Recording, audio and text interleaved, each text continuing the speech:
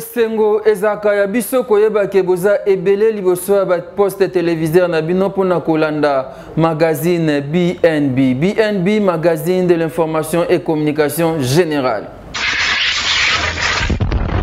Po ya kofungola magazine na bisia lelo to bandina reportage oyo boyebi évêque Pascal Mukuna depuis arrestation na yeba liberaki mokolo ya mercredi tolandi reportage oyo. Évêque Pascal Mukuna ya Ensemble chrétienne ya Kinshasa azalaki a quitté depuis lundi 24 août na tribunal des grandes instances ya Kinshasa Gombe. Pe abimaki na prison centrale ya Makala na soirée ya lobby mardi 25 août 2020. Bosimba pe boyebake centaines ya ba partisans oyo bazalaki lobby na tongo balobi que selon moko ya ba avocat libération na ye ezalaki depuis mardi. Pe lisusu appel ya ministre public na affaire Mukuna yango te e ko empêcher évêque ya kobima na prison. Pe ya ko comparaître na appel ya l'homme libre parce que ata na appel téléphonique ya pamba évêque Pascal Mukuna akozala a quitté. En plus ba oyo ba sepelaki na arrestation na ye ba ko se remettre en cause. Évêque azalaki poursuivi pour 3 infractions. Viol sur Mami Chibola, ancienne fidèle ya église naye, menace de mort, pe confiscation ya ba documents parcellaires ya Chibola. Pe cause ezalaki entendu d'abord na tribunal ya grandes instances de Kinshasa Kalamu parmi ba 3 juges d'instruction ya Kalamu. Mibale bazalaki jugé ya ko acquitter Mukuna contre 1. Nde na raison wana cause ezalaki transféré na TGI Gombe. Sur décision ya cour d'appel, peu lundi soir, tribunal et décrétaki les non-lieux innocentant évêque Pascal Mukuna na infraction nyonso. Pe a ordonnaki libération immédiate oyo et bongaki ezala interveni lundi soir. Malheureusement, ba bureau ezalaki fermé pona ba formalité administrative. Toti kala kaka wana na libération ya évêque Mukuna ndenge nini bayambaki ye kuna na aseka lingomba oyo akambaka. Après acquittement na ye na cour d'appel ya Kinshasa Gombe, évêque Pascal Mukuna oyo azalaki libéré après 4 mois ya prisonnement boyebake ba fidèle nyonso ya ACK batondisamaki na esengo makasi bayambaki ye kitoko. Question ya ko remercier Nzambe na ndenge abateli ye durant mikolo oyo asali bongo na prison. Bino moko botala ndenge nini bayambaki ye na ACK.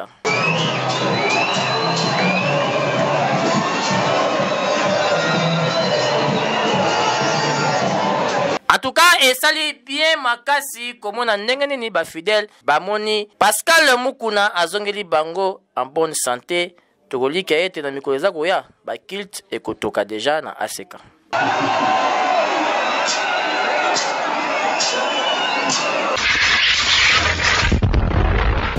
Tokende na ngambu ya njili Major Rémi Alembite bakuluna akangi bango to landa ndenge ezalaki.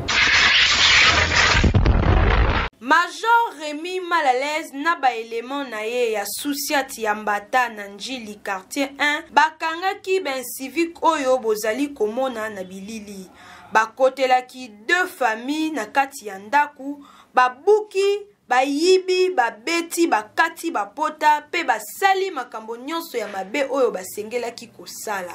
En tout cas epesi pasi makasi ba témoin ya événement boyo kandenge bango moko ba communiquer. Toujours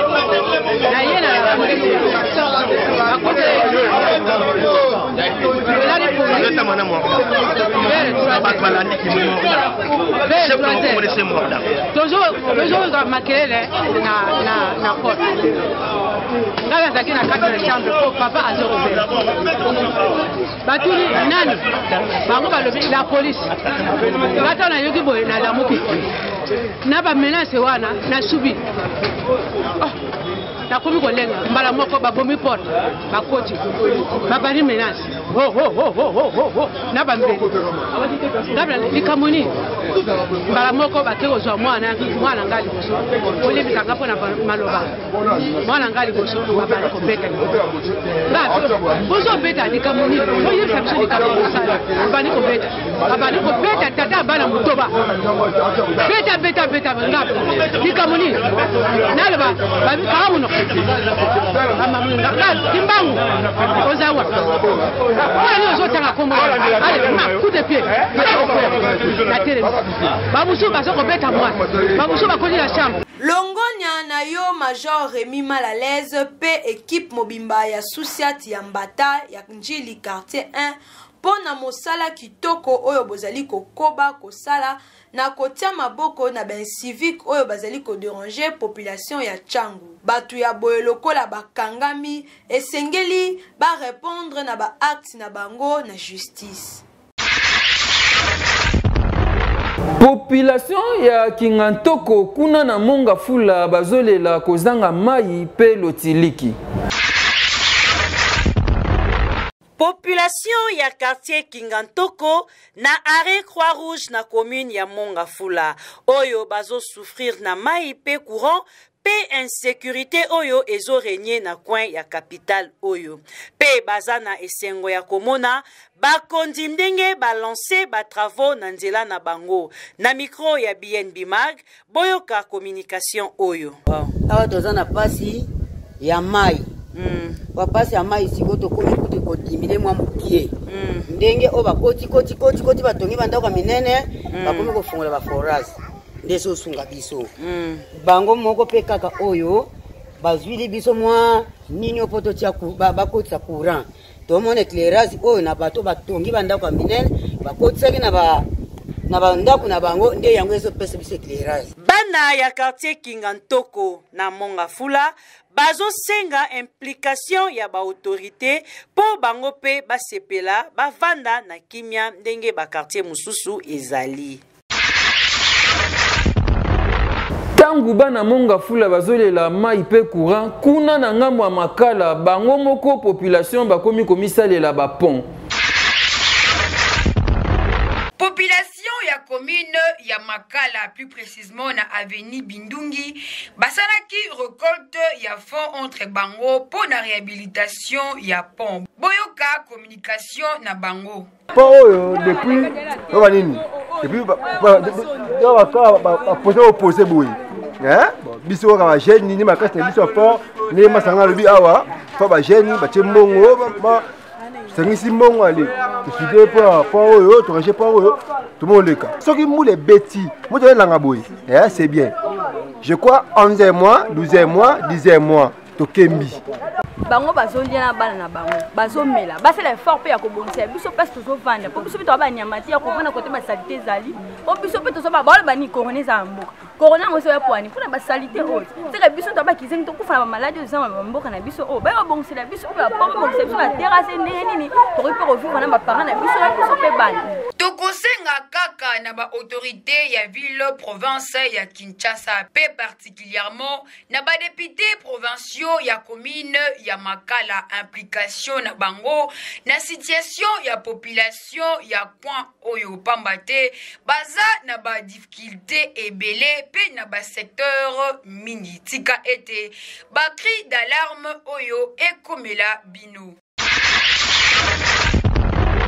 Deuxième journée ya TENAFEB topé examen sélectif ndenge tozali kobenga yango kala tolandi duplex oyo elongo na Edith Ezine.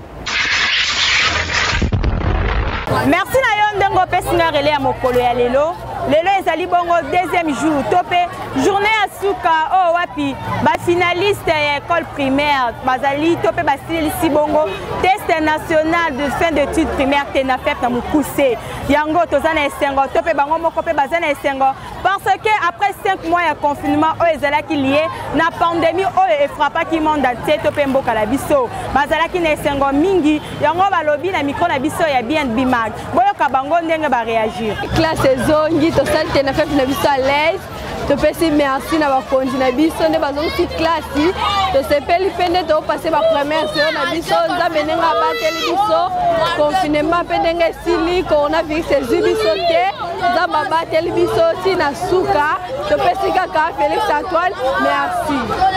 Na sepeli jamais la biso eleki kitoko makasi vraiment na sepeli.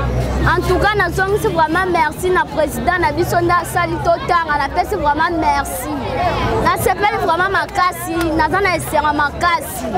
Na ebite na ko senga nini.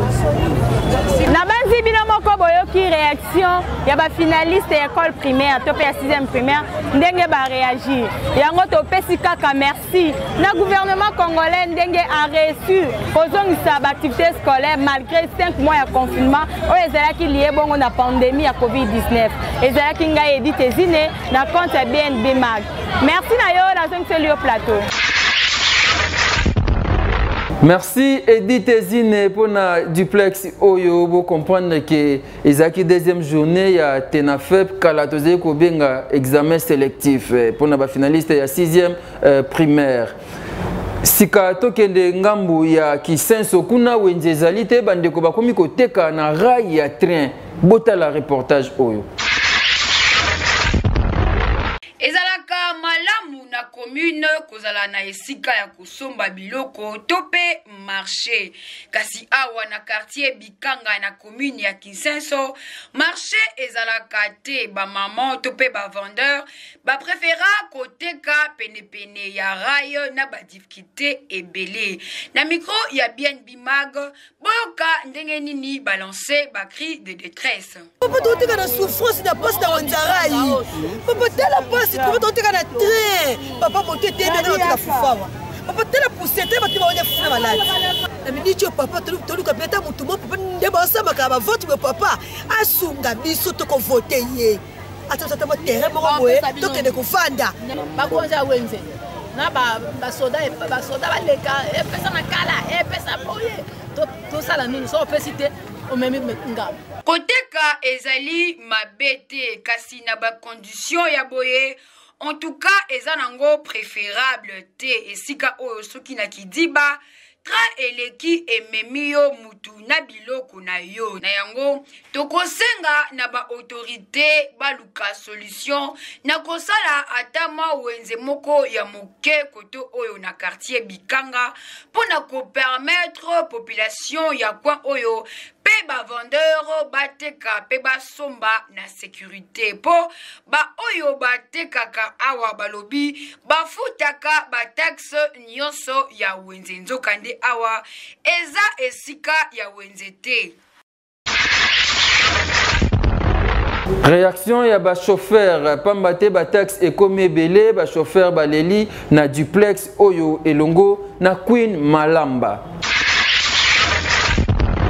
Le Pessinga mokolo malelo toza sur terrain kozwa réaction à ba chauffeur par rapport à ba quittance oyo l'état congolais eu opportunité à côté que la bango bino moko boyoka ndenge ba chauffeur ba réagir na micro na biso bien de Mag. Quand on arrive à taxe toko sepela tout gombe toko sepela te pour à chaque fois ba changer kaka liboso tozali na ba ticket oyo ya mike oyo 500 francs frais ya stationnement mais soki tosombi bato stationné baye bakoti na ka au mauvais stationnement toyebaka te lelo etiki oyo toyekoma su na bacarnet minene oyo nde bacheke ya banki toyebi te soki gouverneur tona na olingela biso yango mamuku bakomi soki do na omona kuku te mais toyebi te soki tokosuka tosomba ngo me baokanga biso kaka toyebi te mpo na nini mpo okosomba ngo mpo na 500 francs omona bakangi oyo bamemi oyo na bureau et comme que 120 000, 80 000. Bon, pesanga quittance, ngana ke na futa na banque. Quittance c'est la raté. Ba comment ça cop na bata dégérado bala na ba bureau. Ba l'action quittance moko na ba 4 euro ya photocopie. Tango pe mbongo ba kati, ba zimbongo ba kaboli. Ya omoni to lingi ba cha maram na logique pour que marambo etambola bien. Ba taxe oyo l'état ko tegela biso en droit ya parking. Mais ceux qui continue à parking, ba sécuriser biso te.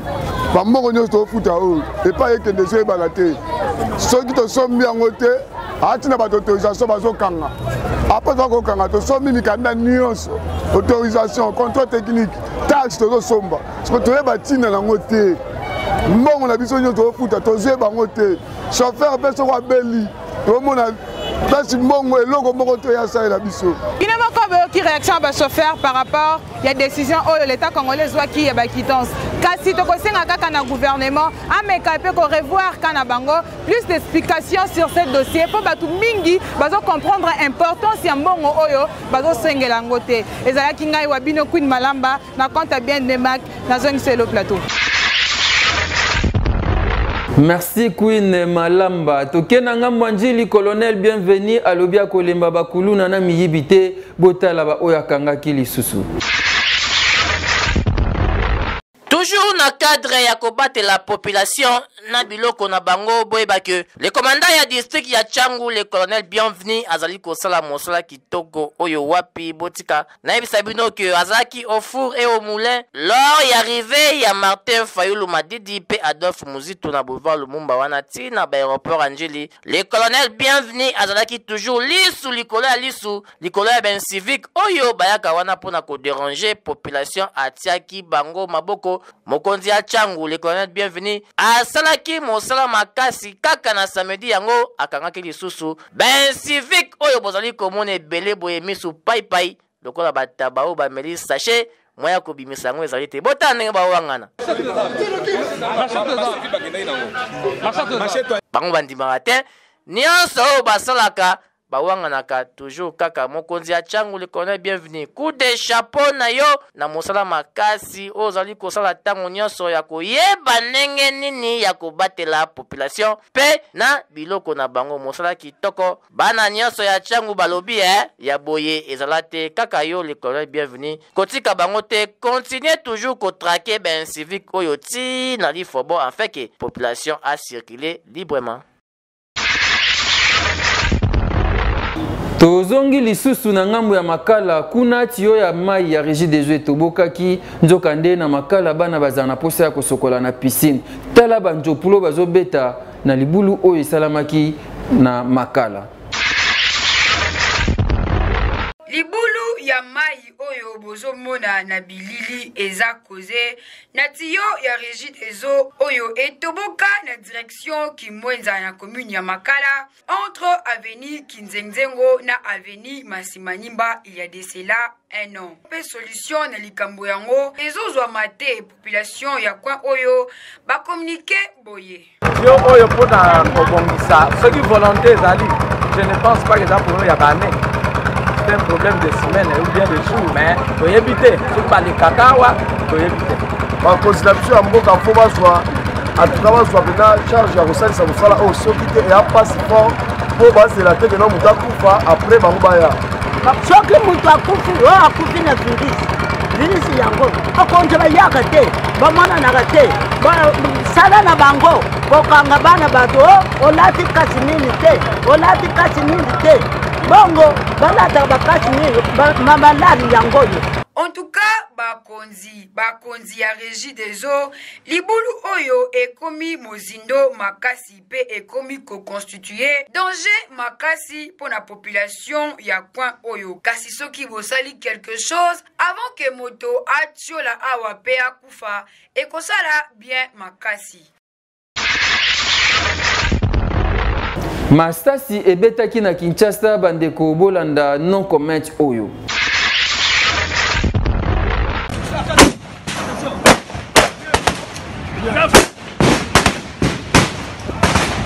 Oh, armée.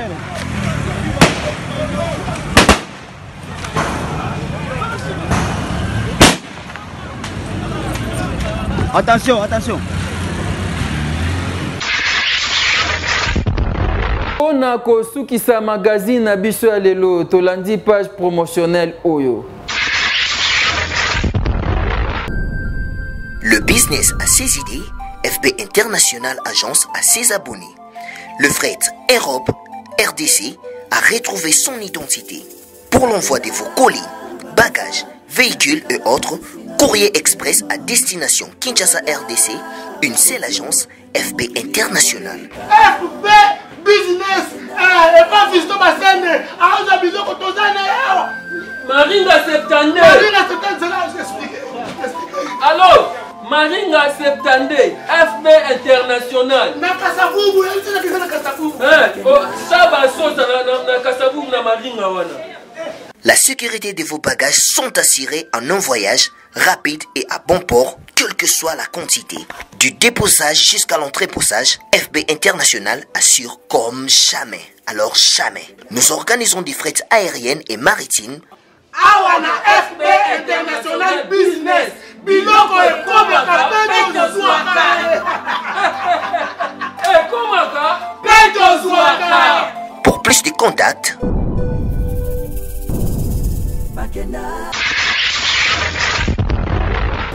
tokomi na suka ya magazine na biso ya lelo na kopesa merci mingi na Nathan Kifuta o azaki sima ya bilili, merci mingi na Trésor Ntingi o asimbison, merci na Gauthier Kele les garçons frais o azaki na montage, merci na assistant na nga lelo ye nani Karis Kalamba le Kingsley ezaki wabino Rabi Mavinga na présentation. Pour akosilisa magazine na biso ya lelo lisese ekozanga te. Tokenda na ba matanga kastomi tuna mawa nde kabulaka biso to biso nde tokabulaka mawa eyano bopesa na ngai tokutani.